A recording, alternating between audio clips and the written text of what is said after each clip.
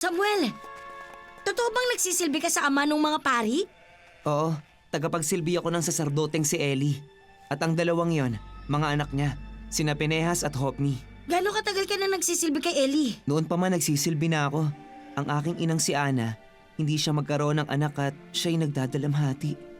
Isang gabi, pumunta siya sa mismong lugar na to at dahil bawal ang mga babae sa templo, lumuhod siya dyan mismo at nanalangin sa Diyos.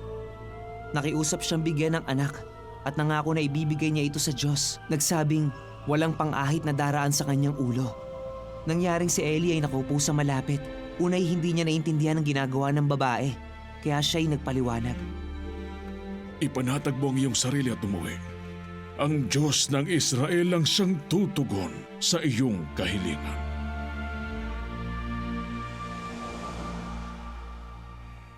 At ikaw nga ang anak na yon?